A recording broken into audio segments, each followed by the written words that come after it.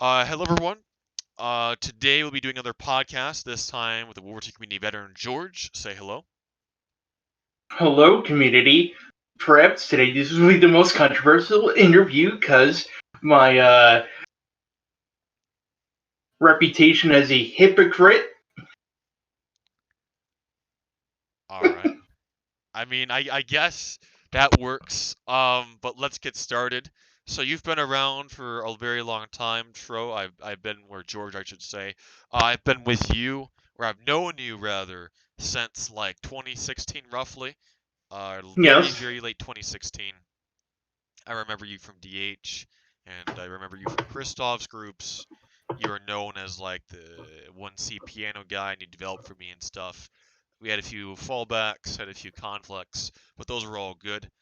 Obviously, back then, our conflicts were a lot more friendly. They were a lot more, friendly whacking and assassinations.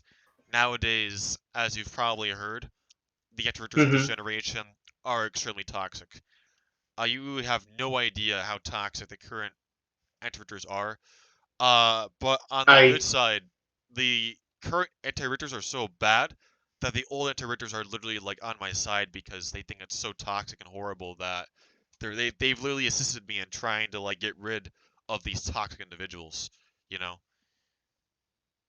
Mm-hmm. So my first question for you is how long have you been in the War II community for? I first joined the community in I believe it was June of 2014 or somewhere around there. I see. Yeah, same here. Actually, I joined in June of 2014 as well. Continue. Or I mean, well, so you've been around since then. What was your like first group? It happened to be one of the iterations of Lewis's Elimond. I see. And how did that go for you? Back then, I was kind of really immature. So I continued to get myself exiled from that group. All right. Um. Well, that being said, I mean, yeah, my first group was like German forces, 1940s. Everyone knows the story of that. I've told that story like a million times. Someone told me today that every time they hear it, it gets better and better because each time they hear it, they recognize and feel the same emotions I went through in that group. Because, uh, as basic as it was for a war group, I devoted my entire online career to that group, aside from real life matters, of course. And despite all that I've devoted, it was such an irrelevant group. If I devoted that much time in any group like Lewis's Alamond or into Zophiel's UDIS, or I think it was Lava's UDIS, or into any other group at the time, I would have became like a general of a super relevant group. But the fact that I took that group more seriously than any other group I've served for the longest time until GAR was spectacular because of how irrelevant it was. It's like if you went to a 100-member group and spent a year devoted to this leader who is irrelevant in this pool of all these larger communities and leadership. But I learned all the roots from that group, and I eventually got exiled, which did more good than bad for me. And I eventually found my own legacy, of course, of my own groups, which led to who I am today, which was a very, very, very long road. I even go as far to say is longer than Lewis's road, because Lewis would take a lot of breaks, he took a lot of turns, and his groups lasted, I think, you know, they were all a little repetitive, you know, they all went down the same rhythm. My groups, every single time, had a new enemy, had a different nationality, had a different ideology almost. They were all radically different. Lewis was consistent, so his legacy and story is a lot more, I guess the same. For me, it's like I have generations. For Lewis, there's the 2010 to 2014 generation, there's 2015 to 2017 generation, the 2018 or 2017 to 2018 generation, and there's like the modern generation that joined JTR, Kern Badge, and GAR, you know? And for me, it's like almost every group, if not every year, is a new generation because of all the cultural differences between every group and everything else. So, speaking of Lewis, though, what is your opinion on Lewis Nerfer, dude? I believe the hierarchs deserve to be destroyed. Mhm. They brainwash children. They cash grab for their groups. Right.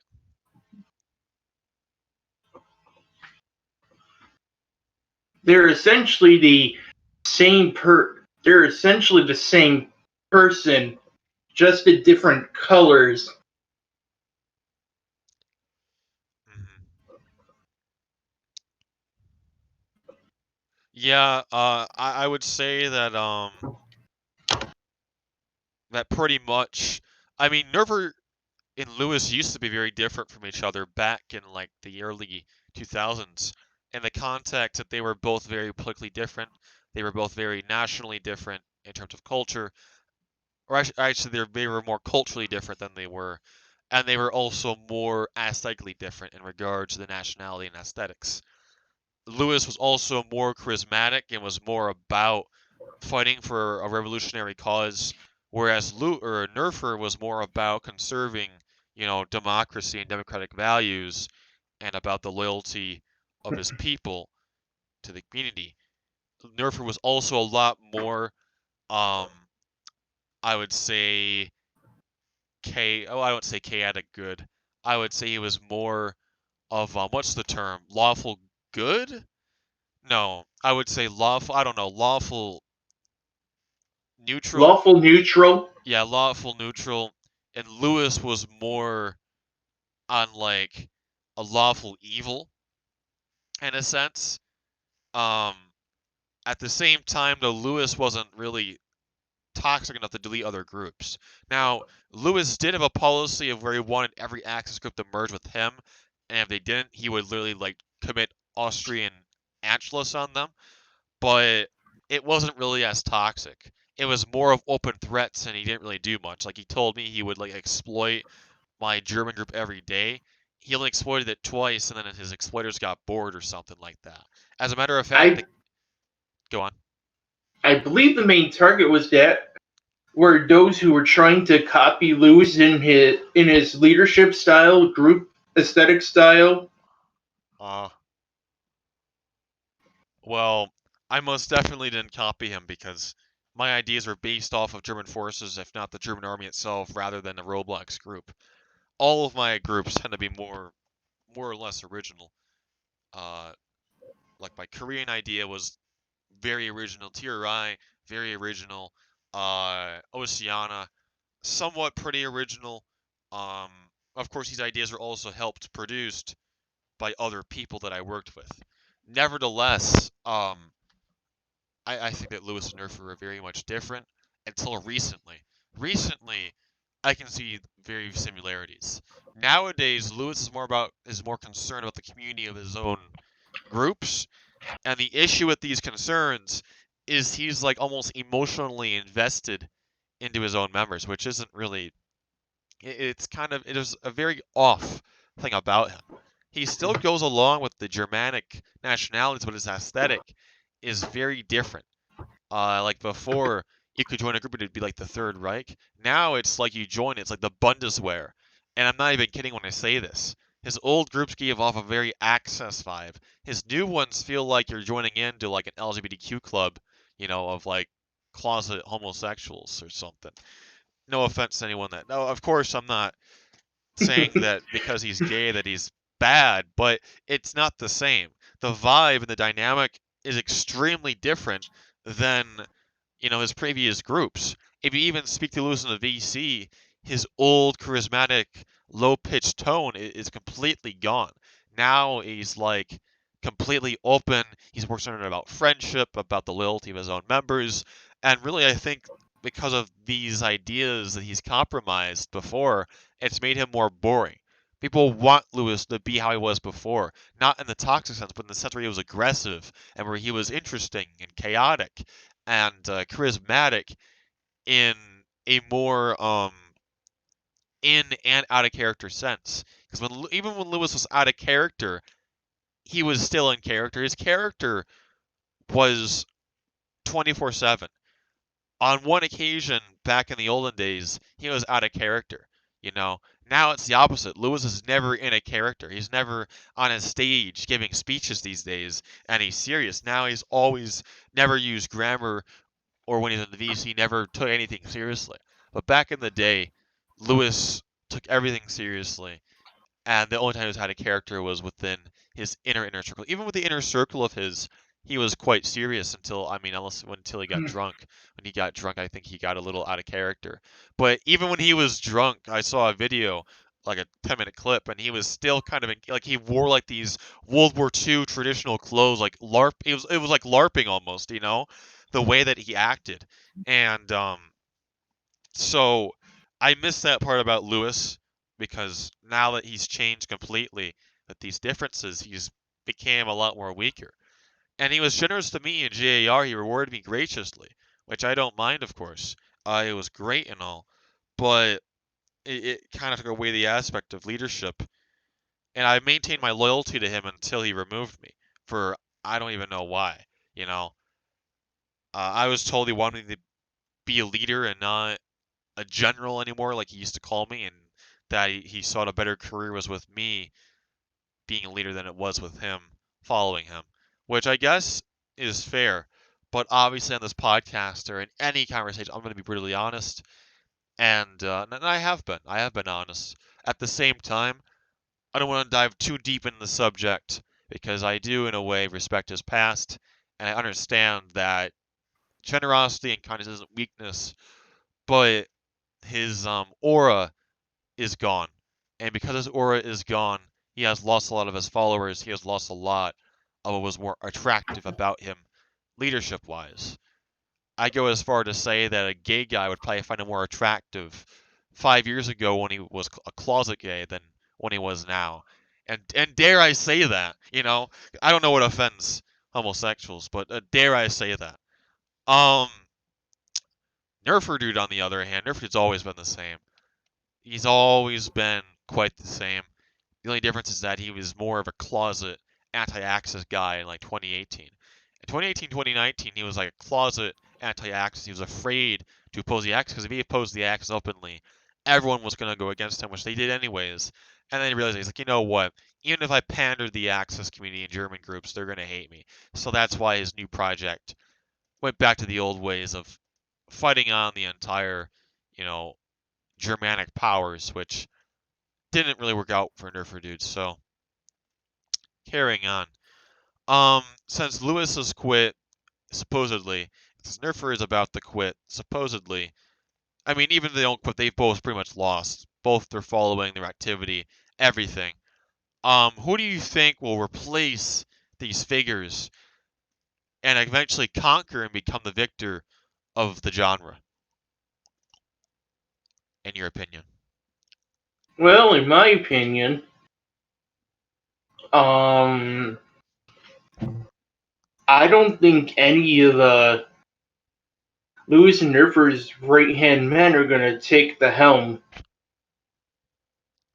You don't think they're going to take the Especially helm, or you think they are? they aren't, Okay. and that's especially true for John. Uh huh. Yeah. John has lost all of his relevancy. Yeah. That is true.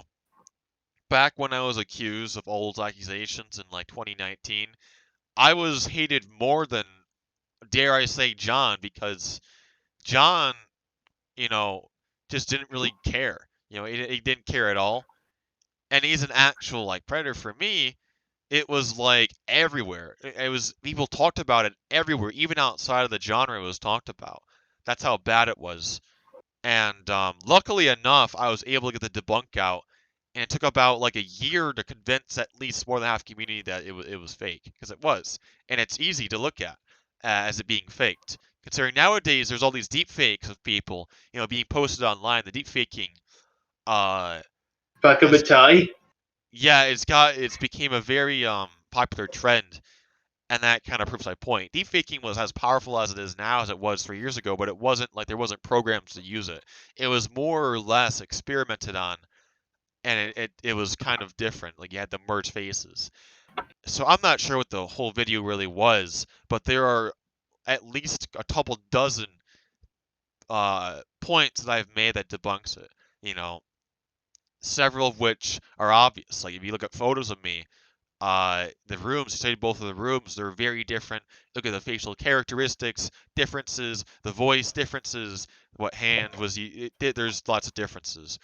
But yeah. So John is irrelevant, and he's the whole rumors about John. Well, I won't say rumors. The facts about John have actually become more mainstream now than they have before, which is good because he does not deserve the relevancy nor the power that he has today.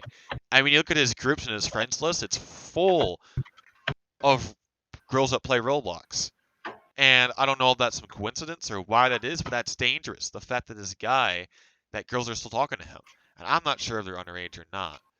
I'm assuming they are because this is Roblox, and 90% of the girls that are going to be on here are going to be younger than 17 or 16. So, you know, that's kind of worrying. And the only way he's going to obtain, this influence in relationships is through his power. I know it's because I get DMs from girls all the time. And I'm not sure if it's from my profile picture or if it's because of my influence. Either way, when they see if they do play Roblox and they see my power, they really want to like establish some relation with me, and I have to put my foot down on the e-girls and like, no, femoid, like if you're, go back to the kitchen or or something like that, don't mess with me because I'm not gonna I'm not gonna let you use me for sex or whatever it is, and it's crazy. It's honestly crazy how far girls will go for this kind of shit because you have the handle. Because girls like the power complex. Not only because they want power, but because they just like being dominated in general. It's part of their nature. And I think when they see someone with power, they flock to them because they like the idea of, like, I don't know, the attention of how the person, giving them all that attention when they're really powerful or some shit. I'm not a girl, so I don't think like a girl, but that's basically what it is with women and John. That's just called a gold digger. Yeah, or call him a gold digger too. Um, but like I said, gold diggers are more for the power. And then other girls are there because they like being dominated in general. That's just part of their nature as women. It's part of natural life. But that's politics. I'm not gonna get into that. This is about John and Roblox.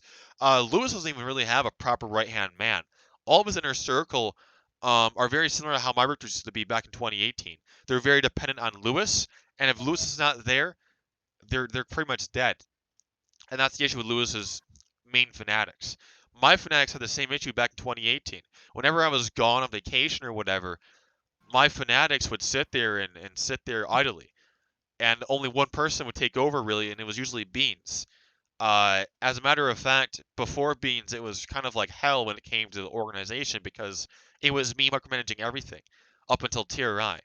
Around mid TRI, we had different generals like Atticus, we had Beans, and eventually Anasium. All of them got exiled down the road, but they all uh, taught my men independence and how to independently lead, and this helped because after all of them eventually got exiled for treason because they were all pretty much extreme intellectuals in leadership, and thus they were more ambitious to take power because they would underestimate me. My own fanatics would take the torch, and after they were gone, they would take over. And whenever I went on vacation, all of my loyalists kind of maintain activity. And it was great because in Korea, I could go camping, I could do summer activities, in kayaking and meet up with people on IRL and go to and actually work for the GOP and get and focus on my political life. And I could be gone for like a week, and Korea would still run. With Lewis, his fanatics have never adapted to this. They've never been able to, do things on their own. When I was in Lewis's group and Lewis went on a break for 2 weeks, I was the only person aside from Nixon and aside from, I'll give a little bit of credit to Gottman, But honestly, the reason why I did stuff because I did stuff. I did stuff, and Palgrave was like, well, if I don't do anything, then merchants are gonna take over, right? And that's why Gotvin kind of took over, or had a little bit more independence. Otherwise, all of his followers just listened to me and just went with the flow. You know, I had these complete other foreign aesthetics and ideas that Lewis would rarely ever approve, and they went right with it because Lewis was not there to lead them. And Lewis realized this, and that's why I got exiled from GAR. It's because Lewis not only did he realize I was better off leading my own groups, but if I continued to lead as like a 2IC in his groups, I would probably take over his following. He would probably eventually quit the platform, and it'd be like Lavo and Zofil. I'd probably make a group and they'd all join me, you know? And that's the issue with Lewis's following. That's why Lavo and Zofil became independently their own groups, because Lewis did not, first of all, he didn't regulate them and their power, and secondly, um, he can't maintain fanatics that are independent. They will depend on him. And so that's why I don't think there will be a successor to Lewis, and most certainly not Nerva, because Nerva's successor is John. His other successor was Surf Justice, who was even worse at leading groups. Surf Justice couldn't really come up with an original idea. Surf Justice had to come up with like some random old idea of TWA, which failed miserably. Um, but in my opinion, I don't think it's going to be a successor that will take over. I think that the new generations will rise up, and it will either be a new era of seriousness, just like the olden days, or it will be a revolutionary era of cash grabs and shitposting groups. By shitposting groups, I mean groups that basically are founded. They don't reenact. They don't roleplay. They don't even do raids. They go around in fantastic looking aesthetics and they shitpost. What they do? They LARP the memes that they find, because when I look at a shit poster, all I can think of is like a World War II meme. Like I don't know, like the meme where it's like Hans, I am the cannonball, and then these shit posters go on Roblox and they try and reenact these memes. It's like they call people like me that take this game a little seriously LARPers, but in reality, I mean they're LARPing too because they're LARPing the memes that they see online, and they like get inspired by these and want to do that, and it's not even that fun. Because I mean, I ship post sometimes. I remember ship post sometimes. And it's like, if we consistently ship post 24/7, that's all the group is going to be. It's not going to be actual fighting or actual, in-game entities or aspects. The whole focus is going to be on the comical aspect. And that's a flaw where we can head down, or we'll head down a more conservative route where, we are serious like we were in the past. And Lavo is doing this, and Lavo's following has recently released policies where they're going to adhere to a more serious group. Lavo actually wants to radically purge anyone that is quote unquote degenerative in the sense that they, you know, subvert or degrade his groups mockingly. And in a way, shitposting does degrade and mock the group that you're typically in. It kind of subverts the culture of it too, because it causes other people to, participate in a shitposting activity, and it just subverts everything. So I think, in my opinion, it won't be Zofil, it won't be Lavo, it won't be Praetorius or anyone within any of their inner circles. Zofil, as a matter of fact, I think quit Roblox, so it won't even be Zofil. That's for a fact. Um, Lavo will probably reach, a high end point for a good amount of time, but in the end, his group might eventually die because he will eventually run out of funding and funds, and he will eventually quit. Zofil won't come back because his concept is done. His only concept is socialist groups, and he's gotten bored of that. He's gotten bored of these groups, and he doesn't have the funding or anything for, you know. So that all being said, I don't know who frick me. The successor to this genre is going to be, but it most definitely won't be an old gen. It most definitely will be a new gen, if not a mid gen. Mid gen is a term I kind of invented for people that joined in between the the more ship posting time and the more serious time, which would be around 2017, 2016, 2017. I was around 2015, but I wasn't really prominent. I didn't obtain prominence and relevancy until 2016 and 2017. And that's when the genre transformed from the old serious toxic Nerfer versus Lewis genre into this new, you know, um, genre of comedy and memes and laid back groups that don't really care about warfare and raiding. Um, I kind of did one thing in 2015 that had a lot of influence on the community. Like 3 or 4 years later. yeah, I feel like the first group that ever like became like a meme group or a meme cult, as I coined the term a year ago, was probably IJA.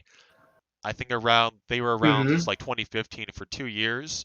They were pretty serious. They were very serious. Actually, they were very, very They were so serious. I tell you, I shit you not. They had actual radios in game to like role play communicate. Well, not role play communicate, but like communicate across the map. They had extreme organization in the context and of their all their divisions. They were extremely disciplined and organized. Um, Yes. and then But now they eventually, just became a shitpostery. yeah, they became a shitposting cult in like very late 2016. They initiated this process, and I think it accidentally happened because I remember we were at this rally between the Italians, German forces, my 916 Grenadier Regiment, and the Japanese led by, you know, IJA, and this guy came in and he was supposed to give a speech, and basically when he got there, this girl joins and he's like, hold on, my daughter just joined, and we're all like, what? And we all What? just start laughing our asses off because it's like, what? And he goes over and he's like, my daughter sit next to me here, and then suddenly he's like, his son goes up there, he's like, I want to sit next to you too, daddy, or some cringy shit, and the entire meeting is laughing their asses off. And that was the first time I remember seeing IGA just go full on like bruh moment.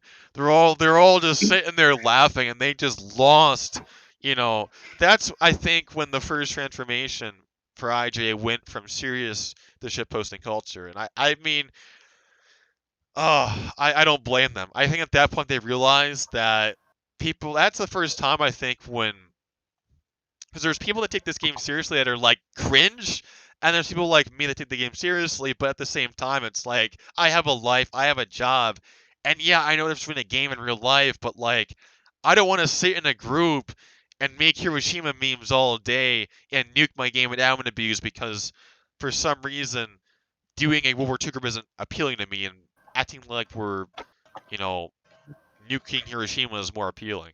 I'd rather appeal to a more serious group because it's more fun to me. I play this game to have fun.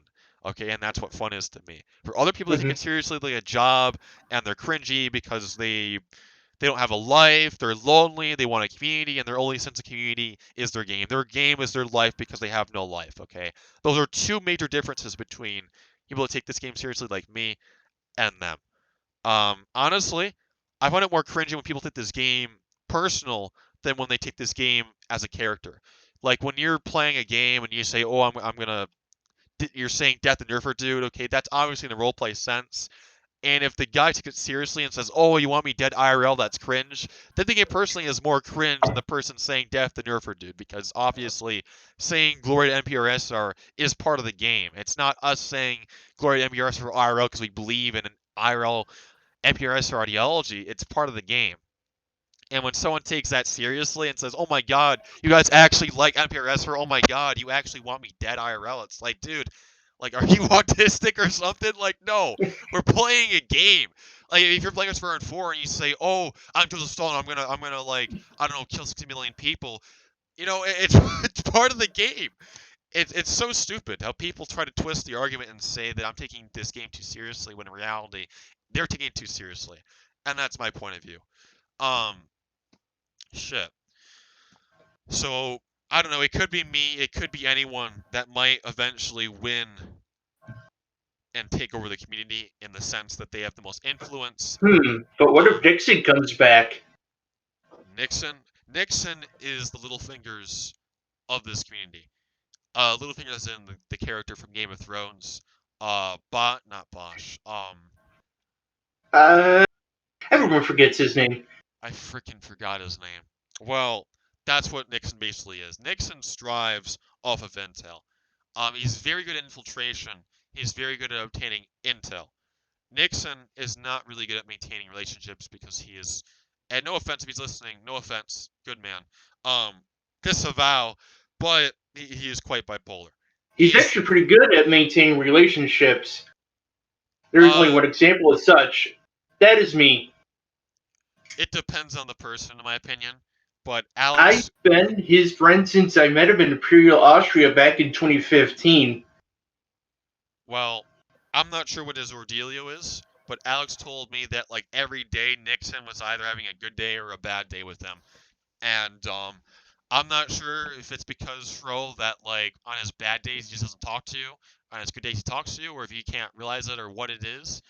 But with people like me and Alex and other people in the community, we befriend him, we talk to him, we have a good time, and then like the next day he tries to, like, destroy you completely. Um, Maybe he's not bipolar and it's just part of his plan. I have no idea, but that's how I know Nixon. He joins a group, he claims loyalty, the next day he tries to backstab you, and the next day he apologizes. And someone like that, I mean, that's definition of bipolar essentially. It's you have ups and downs every day, and your emotions change radically, if not sporadically, in itself. Mm-hmm. Um, like I said before, I don't think he's mentally bipolar, as in he's like diagnosed, but it's how he acts. Maybe it's a strategy, maybe it's not. I don't really know. I don't really care. That's the only flaw of Nixon, though. If he was able to maintain relationships with, like, people like me and anyone else that's influential and maintain his intel, he'd be the most powerful person in this genre. But because relationships with me and other people in the community last so long, his intel is pretty effective, but it's like, you know, he could be 10 times more effective if he befriended everyone and then eventually one day just full on, like, did Order 66.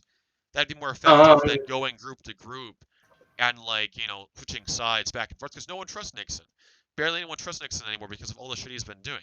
Besides Nerfer, because Nerfer, Nixon never really worked for Nerfer before, so Nerfer didn't really know Nixon. Um, of course, Nerfer regrets it because, there was like a geo hijack or some shit, and it almost cost them the entire group to be lost. But, you know, that's an example of Nixon's betrayals. He doesn't have to pick mm-hmm. a side, doesn't have to, like, stick with Nerfer or Lavo or whatever. But I think that him being radically changing sides has done nothing but sour his reputation, regardless of what power he could DDoS and exploit anyone. It won't change the facts. Like I said, he is very interesting, unique character, in this community. Does that mean I'm not gonna say the truth? I mean, Yeah, I anyways. kind of set him off running off doing all that stuff you just said as soon as I encouraged him to leave Imperial Austria. Hmm. The one led by Richthofen. Yeah, yeah, I know. He's still around, by the way. Yes, I know. Imperial Austria will never die. Well, yeah, because people still, I don't know how he still has a following, to be honest. But It's basically Richthofen the only one running the group. It'll never die. I mean, unless Ristoffen dies. He actually moved from Bangladesh to New York in real life because someone tracked his IP again, and that's where it said he was from. Bangladesh is like, I believe it's a fake one. Oh, well, I'm not really sure. I don't Because really follow Scepter up. originally gave it to me. Hmm. I guess you don't know who Scepter is. I kind of know who Scepter is, but anyways, carrying on. How would you compare the community now compared to 2016? Uh, Worse. Much worse. In what context? There are no more standards. There's just shit posting. True. Um, Well, I say true to an extent. I think that shitposting has reached its peak about, I don't know, GDR, GAR. Lewis's last group was where it reached its peak. Because every group at that moment in time was not really serious, besides my Korea. And even then, or well, depends what iteration of GAR, because the first GAR was kind of serious. And then after the first GAR, it kind of went into shitpost madness. But after the first GAR, I did Japan. During my Japan, we weren't really serious, to be honest. We actually were shitposting more than half the time than we were being serious, which was extremely weird for the Richters, because we take our shit very seriously. We always have been, and always will. It will always be an aspect of our culture. But for Japan, it was like here we literally nuked the map twice a day for like shits and giggles. We'd be like, okay, why? I remember we were playing and someone announced like, why are American bombers? Why is that plane flying so low? And all of a sudden, like someone did nuke me like 10 times and the map crashed. And GRP. yeah, it didn't really go quite well. And then we'd be in a raid, and there was this guy named Paris, and he named his Discord Paris Hitler. And he joined the game, and he said, "Everyone, stop, stop, stop!" in all caps. And so in the VC, I'm like, "Everyone, stop, stop! Don't move a freaking muscle! Do not move! Do not speak! Pair something to say." and and I banned 2 people from moving. And I'm like, "I said stop! Don't move a muscle!" And we just sat there. And Paris just looks at me. Oh man, and it's just full hashtags. And it was like the whole VC just blew up in laughter. And I'm like, shh, shh. And it was like the most shitposting group I've ever witnessed or even made.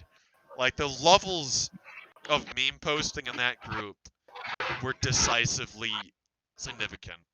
Was it the It, same when you guys all got banned from GRP for standing in front of Nerfer's booth? no, that was NPRSR. My Japan, or rather me and Beans' Japan, Taishiro as people know him, was founded in roughly around April. I'd say around late March, actually. Yeah, not April. Founded in March of 2020, and it kind of died. Well, it didn't die. What happened was I got removed during the peak of activity, and then it died like freaking 3 days afterwards. And I got removed because the Geo got hijacked by Beans, and he basically removed me because he didn't want to share power with me anymore. That's another story. But yeah, Japan was quite the rodeo. And the process to dememesize everyone was tedious. It was a very tedious job to basically try and change culture back to being a serious war group, which is why we formed Korea. In the end, we did Korea, and Korea was basically the, more of a serious project for a while. We had our shit posting moments as we always do, but it was more serious than Japan. That's for damn sure. Um, Can't wait to start getting serious in Yugoslavia. uh, well, that's debatable. Yugoslavia was kind of serious, but I remember it being more shit posting. Yeah, their leader has given me the go-ahead to shake the army to maturity. Hmm. Well, I Hopefully, they'll remember. stay mature, and if they don't, I will have to remove them from the group. Yeah, well, the thing is about hold on. Yeah, so yeah, the thing is about extra groups, which is what Yugoslavia was, is they oppose all of our values. If we're serious, they're not serious. If we're loyal, they're extremely individualistic. If we're conservative, they're more or less even communist or liberal or even anarchist. And Uh, that's how most uh, groups usually react to. I mean, your group was more or less monarchist, and my group was also like neo-monarchist, but you opposed like almost every aspect of our group, you know? And that's how most integral yeah. groups are. So, Because I remember when you guys would try and like harass, not well, I wouldn't say harass me, but like, um, I uh, remember when I'd raid you at Fort Loyalty every day. I yeah, miss yeah. those days. When you guys heckled me, it was more in like a meme matter. Like I remember you guys cloned my avatar in your game and did a firing squad and said some like meme stuff afterwards. I can't remember it, but The Christmas raid. yeah, I remember all those events. Yugoslavia was interesting. Theater was based. Um, so how do you feel about my following? Speaking of the Richters, compared to it now, or compared to the past and now? I gotta say, although there are some issues with the wave promotion, You which essentially allows kids to be generals. you think my kids are or do you think that my generals are kids? Well, some of them, not all of them. Well, how would you say? How old would you say as a kid? A 13-year-old, At the most, 12, 12. 12, 13. Because none of my generals, I don't think any of my generals are 13 anyway. Yeah, I don't think a single one of my generals is 13. They're all at least 14 or 15 or even older than that. Most of them are like 16, 17. Some of them are like 14, 15. Um, and then I'm obviously 18. Oswald, or no, not Oswald. I think like another one is all. Yeah, Robert's like he's like 18 as well. No, I think he's 19, turning 19. I don't freaking know. He's 18, 19. He's like a young adult. So, um, back in the TRI days, we actually had a law or a policy that said if you're 13 or younger, the highest rank you can be is a sergeant major, and that was in effect until the end of Korea, because we learned that there were people that were like 12 years old that were as mature and serious as like a 16-year-old. And so we changed it to a maturity basis policy because, people like Sim and Sam and Xavier's, Jack, not Jack Return, another Jack, Nexus, and like several other people were able to maintain seriousness, and they were like 12, 13. You know, one of them was like 11. That was Cosmo. And so I made that exception later on. Nevertheless, none of my generals are that young or what you would classify as a child. Um, and even if they were, I mean, if they're mature, if they can do their job, that's all that really matters. I can give less of a Mm-hmm. shit how old they are. If they can do their job, that's all that matters. But at the same time, yeah. Oh, what else?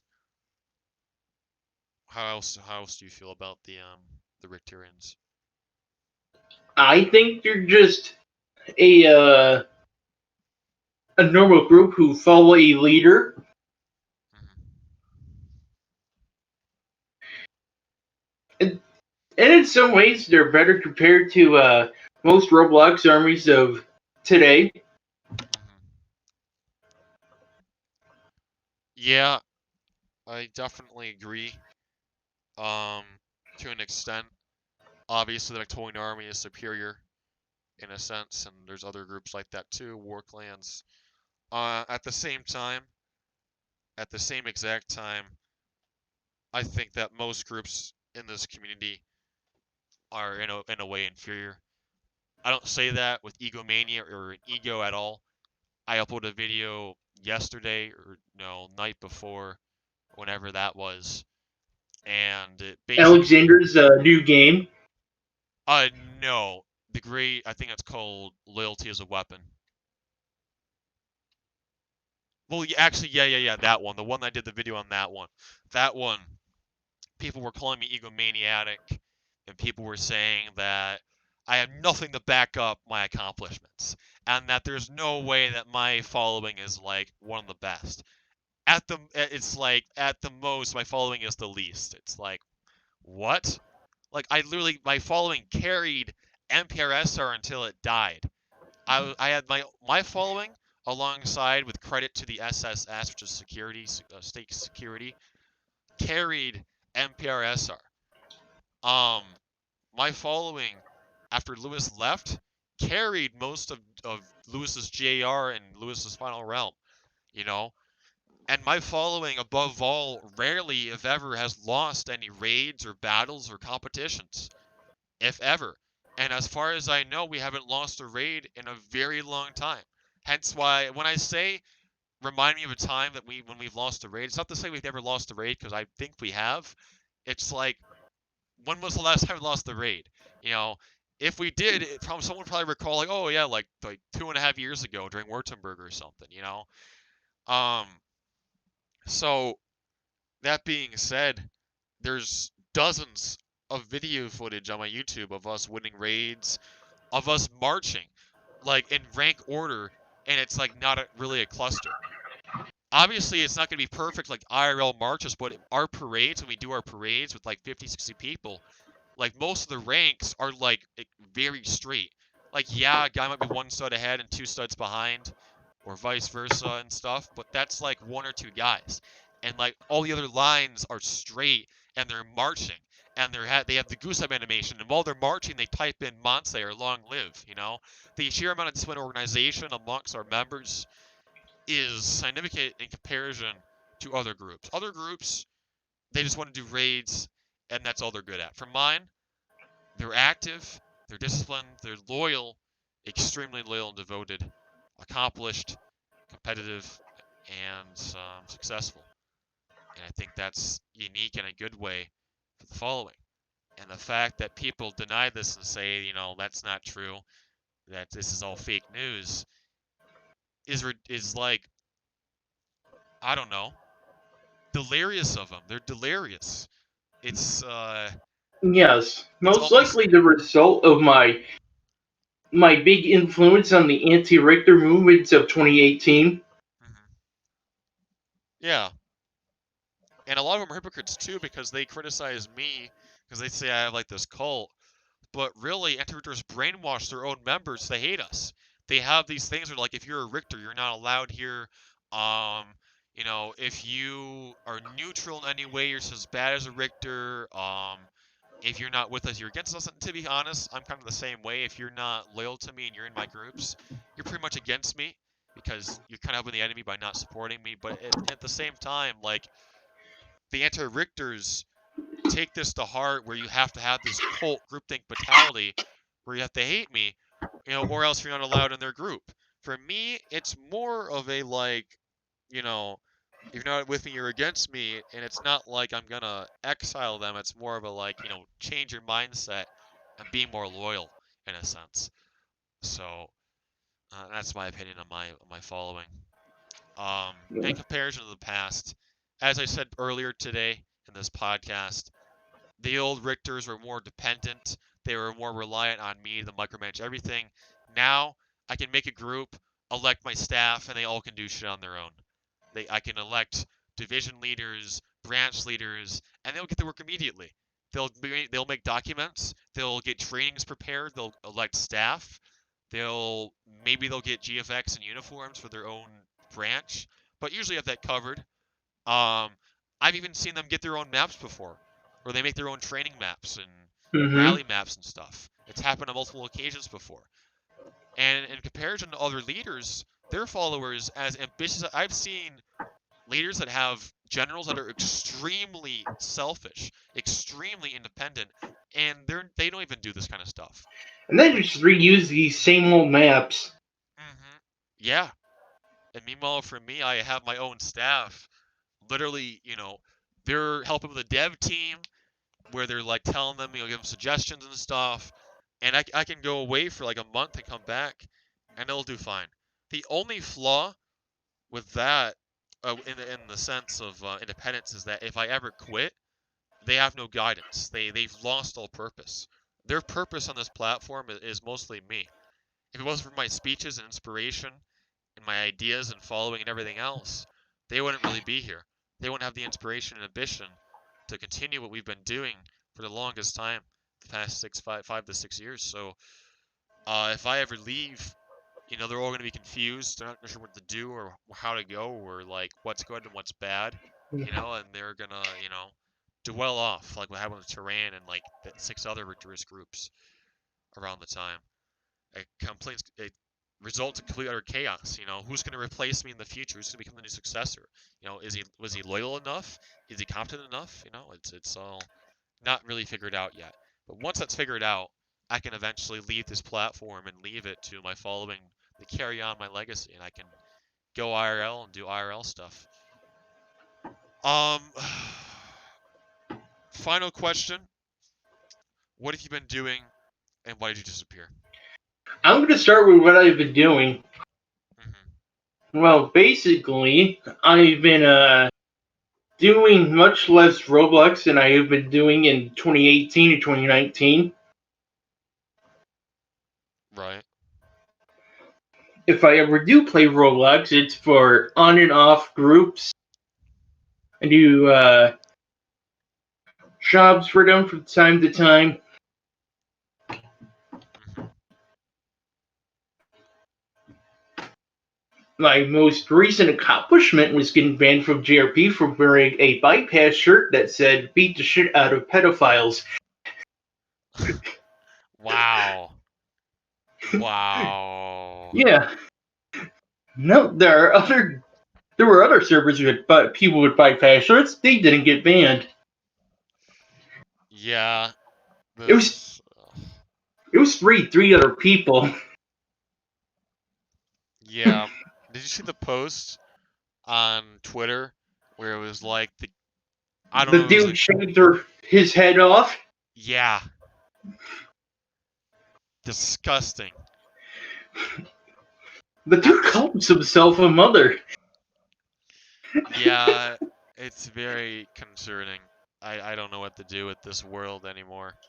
You know, there's good in this world. It's just really hard to find, and once you find it, it's like a miracle that you can maintain it.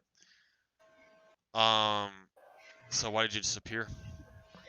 Ah, that is an interesting story. Well, tell me. It happened to be revolved around drama between Norio, as in Northonen, and Chiaki. I see. Okay. Well, you see, Chiaki harassed Norio when Norio was a dev for him, Mhm.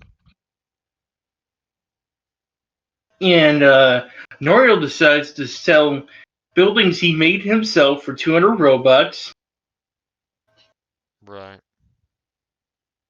and then then Chiaki starts accusing him of selling his shit, Right. which are mostly just meshes. Mhm. And I start pressing hard questions. I even asked him about the time he helped me. I helped him dox you. That was like last year. Mhm.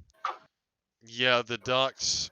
I don't know if this got out yet, but it was actually my neighbor's backyard. Um. So I'll continue.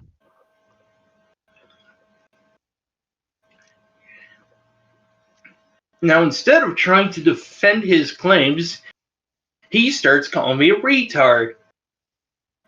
Ironic. He called you a retard for helping, for you helping him dox me. No, he calls me a retard for questioning his lies about Norio. Oh, I see. Um, I see. I see. I see. And we got to a point where Chiaki and John started to harass me and move this way's Discord server. Um. Um. I see. I didn't Yes. know. I knew that Callie tried to help dox me. I don't know, like, did Norio initiate it, or how did it all even... Noriel sold his buildings, which initiated the entire thing. Okay. I didn't know you were a part of that either. I thought it was just the Cali cult, but I didn't know you were, like, assisting. I was never a part of the Kelly cult. Right, I know that. I didn't know you helped them dox me, though. All I did help him was confirm the address. How do you confirm the address? It was like a video of you walking off your driveway and down the street. Oh, in the podcast video? No, it was a video where you were talking about memes and how they create disloyalty or something like that. I don't know. Oh, yeah, the, wasn't podcast. Well, it was a podcast, but it was more of a, like, solo podcast thing where I walked around and talked about IRL politics. Um, that's interesting. Even back, oh my god, I literally predicted the future then. Back then, I remember speaking about how, well, back then my vocabulary was a lot more different. Because right now, I can say this, I can say that shitposting creates a more toxic, subversive culture within groups that creates inactivity. Back then, my vocabulary, I'd probably say something like, "Oh yeah, memes create disloyalty." No one knows what the hell that means. But when you say that it subverts culture, like, okay, I understand, because obviously memes, they're not like superior in a sense, to other groups or cultures of people. They, in a way, I don't know if I'd say degrading, but like, you find them funny, they're addictive, and they like you lose focus of the actual cause and the actual group, and you focus more. And you get the point. I can describe all of Mm-hmm. that right now. Back then, I don't know why, but like a year and a half ago, my vocabulary, I was so vague about the shit I talked about, so no one knew what I was talking about, and was like, okay. My men would just go along with it. They kind of understood what I was talking about because they witnessed all the shit I was talking about themselves. For me, I'm like just spurging out about random shit. But about that, yeah. So I utilized my neighbor's patio because he had a really nice backyard with the woods and forest and everything. And while I was out there, I'm like, what's be really good for like a podcast or something. And so I utilized it because I would never dox myself. That'd be stupid if I doxed my own self. Because I had another video where I actually like filmed the backyard and everything. And then that video, I Mm-hmm. recall walking down the same street and then going back. And then I was going to go back to the patio. And then I changed my mind and just walked around the backyard. Um, and everyone assumed that was my house, which I guess is better because people were trying to find my actual address than we remember. But during Comanche Realm, Nixon actually was trying to get my own. I think he had Sim's address and IP. He had like two other people's IPs and address, and he tried to get my address. And he said they lived in Fort Gratiot, and that's like some town like a good 30 minutes north of me, if I'm not mistaken. And basically said I lived there, and he apparently doxed me. And there's a new address after address, and then eventually that address came to mind. And it was at first I'm like, uh-oh, what's this? And I'm like, oh, it's that address. It is awfully close. I'll give them that. They were very close, but I would never dox myself. Why would I film me walking around my house, my supposed house, twice, and then expect that no one would, you could just do a Google search? Do the Because neighbors own a grill? I'm quite sure they do. Yeah, they barbecue and stuff. But yeah. So that being said, it was a pretty good tactic. Because why would I openly just say, "Oh, that's not my house," and laugh it off? Because people are trying to dox me for the longest time. And if you just stick with one thing, they're just gonna stop trying to find me because they're gonna think that's my and it worked. It worked when because their whole focus from that point on was on that house. No one assumed otherwise. No one questioned it because they're like, well, here's the proof. Here he is in this video on the patio, and that's how it's proof. You know, there was no actual confirmation. There was no proof where it's like, oh, we have them on Snap Maps, we have them on Google Maps, we have, we have a picture of him at a window, and that's his computer station, stuff like that. There's none of that. It's me sitting in the back of a patio and talking about politics, IRL politics. Um, Mm-hmm. and that's why I went along with it. That's why and honestly, it's more believable if I dox someone and they would openly admit there was if they openly admit there was their address and they didn't give a shit, it's obvious it's not their address. Okay. On the other hand, because I've confronted two people, I didn't dox them, but I confronted them because they confronted me about my supposed address. I'm like, okay, you're funny because I have your address right here, and they freak out. Okay, when someone has their actual information, they freak out and they spurg out, and they I don't know if I'd say spurg out, but they freak out and they submit almost immediately because they don't want to get bombs sent to their house and pizza sent to their house and stuff. And the reason why how I knew is, first of all, nothing was sent to my house for the first like 9 months. I just pretended something was sent to my house. I didn't know what was sent to the house. I don't know if people sent packages or pizzas or what. I don't live Alexander. there, you know. But I'd play along. Whenever someone said that they sent like free condoms or that they sent carpet or when they sent pizzas, I went along with it. As a matter of fact, on like a Sunday, I was eating pizza and this guy said he sent me a pizza to my house. I'm like, oh, I got your pizza. And I sent him a picture of the pizza, and like, oh my god, he has the pizza that we sent him, and it worked out great. It worked out great because for like a good year and a half, and still to this very day, people assume that that's where I live. Now, recently, because I talked to my neighbors, obviously, they've admitted to having phone calls, people calling the like home phone, and packages sent to them recently and stuff. I don't know if they were sent stuff before, um, but recently they've been getting bombarded at least a couple months ago, and that's how I found out. And that's why I made this big production again. I'm like, I made an announcement Korea saying who sent pizzas to my house. This is outrageous, and I exiled someone for like working with someone that sent pizzas and stuff. And you know, obviously, if someone was doing that, I'd stay discreet about it, and I'd take action with the police. The only thing that people have done that have affected my personal life is that they've called um the Old workplace. pictures of you from your dad's YouTube channel. Oh yeah, there's that. There's definitely that. Which honestly, what is there to be embarrassing about me firing a Civil War artillery piece at 10 years old? Okay, there's nothing. Actually, Go on. there were some other things. I believe there was a Minecraft gameplay series Yeah, that you apparently had going on. yeah. Okay, I played Minecraft when I was 9, 10 years old. So what? Okay, everyone's played Minecraft when they were that old. Okay, we play Roblox. Okay, what's the difference between me playing Minecraft at 9, 10 years old and us playing Roblox at 18? Like, are they on crack? Are they on pot? Like, what drugs are they taking? And Yeah, I've been playing Roblox since I was 9. I'm starting to get bored of it, honestly. yeah, I don't think it's embarrassing that I played Minecraft when I was like 9, 10 years old and I'd had like a pretty cool survival underground simulator where I survive underground. And then I have some more reenacting videos when I was like 10 years old, and I'm literally ordering artillery batteries to fire. Like, if that isn't cool, I don't know what isn't. And I'm dressed up in a Chad Confederate uniform, whistling Artillery Dixie. fire. Yeah. Bledsoe's battery, ready, fire, bam, And it's like the most Chad thing you could do at that age.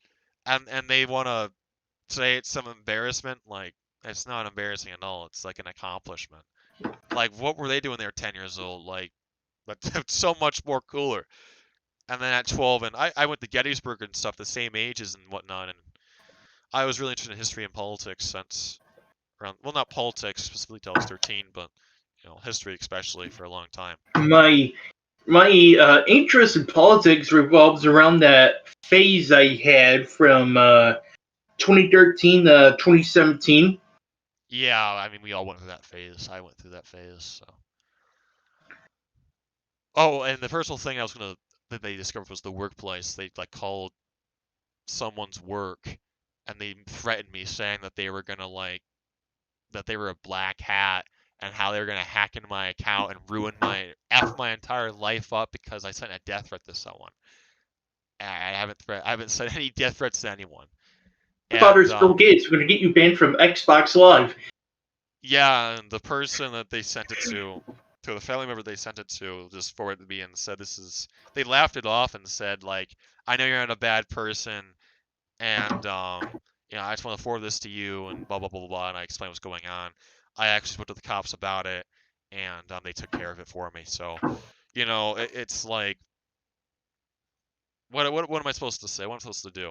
I play along when they try to dox me, and when they actually get involved in my personal life, that's the reaction. If someone wants to harass me like that, I'm gonna take proper action. I'm not gonna laugh it off. I mean, I laughed it off anyway, because at the end of the day, I mean, I was one left because the cops actually did something about it. They actually took it seriously, and said they were gonna find him and like confiscate his computer and stuff. And then I'm the one laughing. Um, and honestly, it's like, don't laugh at me because I reported someone for harassing me. Laugh at them for taking this game seriously. Because people are like, oh, you took someone the core over Roblox, which I haven't. But people say I'm going to over a Lego game. It's like, dude, it's like you're laughing at me for defending myself from people saying death threats and harassing me when you guys are literally trying to attack me for no reason. You're attacking me because I have relevancy on a Lego game. Okay? You're the people that are being laughed at, not me. You are. IRL people that actually have a life are laughing at you who play this game every day. And mostly don't have a life. I mean, considering how pathetic these guys sound like on a voice chat and Mm-hmm. threaten, you know, it's honestly hilarious to me. Um, of course, people define this as arrogant. They define this as egotisticalness, or egomania, rather. I should define it as better kept term. Because I'm so, I guess, confident. I'm so confident that people think it's arrogant. And it's really not. If I was arrogant, I would say that I'm gonna decimate these guys, and if you call me, I'll decimate you, and we always win, and we're gonna win. We're gonna conquer the community. We're the best of all people. Of course, I've admitted that we're going to triumph and that we have triumphed, but that just simply means that we're going to live on. Because really, we are going to live on. We have lived on, and proof of that is the past. We've been through hell and back, and as long as an idea lives, a collective will live. As long as one person stands passionately about a movement, that movement will thrive. And we have so many people in our collective, thousands in our collective, it would be hard to say that all of them would eventually. I mean, they'll all quit one day, but it will expand. And the people that join this genre will be younger than them, and they generally be younger than them, and it'll carry on the legacy, which means we will never really die because we've been successful. And that's what I mean when I say we will triumph, and that we will prevail, especially over enemies. You will see I'm an egotistical because of that, and I'm not an egotist by any means possible.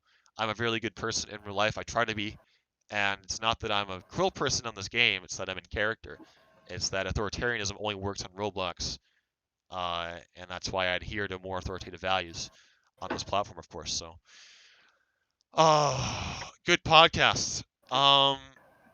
Yeah. So that was decently long, about 50 or so minutes. My God, the reason why I'm like slipping is because I'm really tired right now. I actually I didn't fall asleep, but I was like closing my eyes and drifting off, and I'm like, no, we must maintain the final victory. We mustn't slacken. We mustn't falter. You know. On a serious note, though, good podcast, good talk.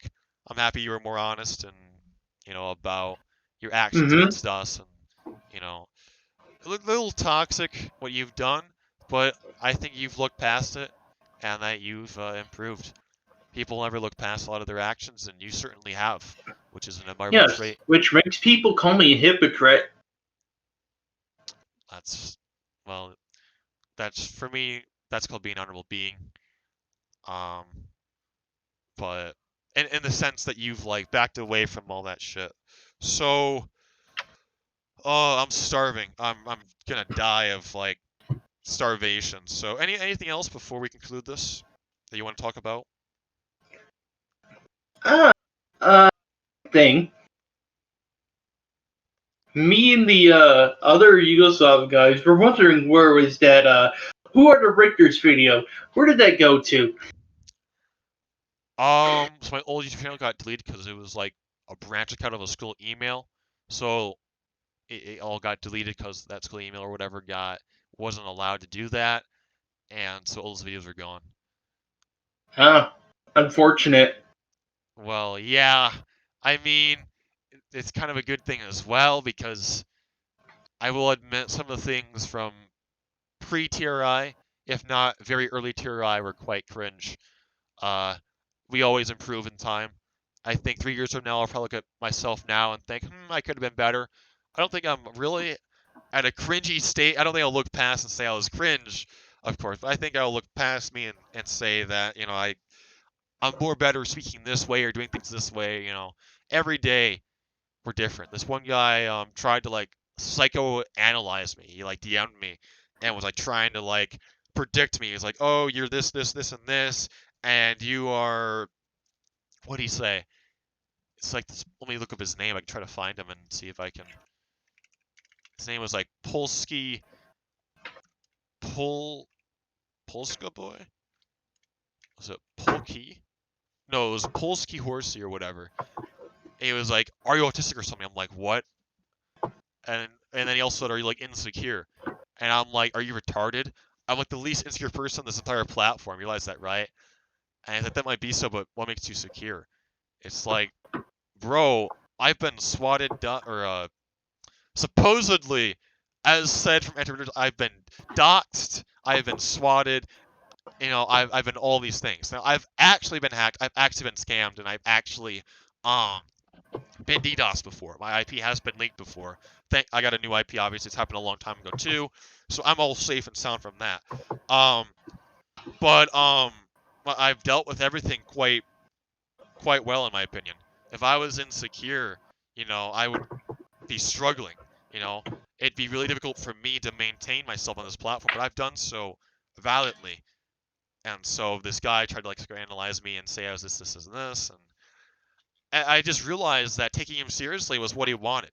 So eventually, I just went full on like high mode and just went and just like said whatever. And the guy was so confused. He was like, "What?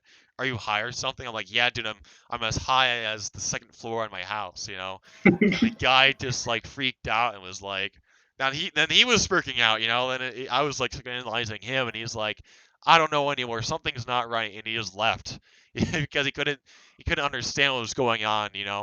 So every day I learn how to deal with people and stuff like that, and that's just part of life. Um, so yeah, Yeah. good podcast. Uh, Mm-hmm. thanks for watching, everyone. Uh, we'll see you next time. Farewell. Bye, everyone.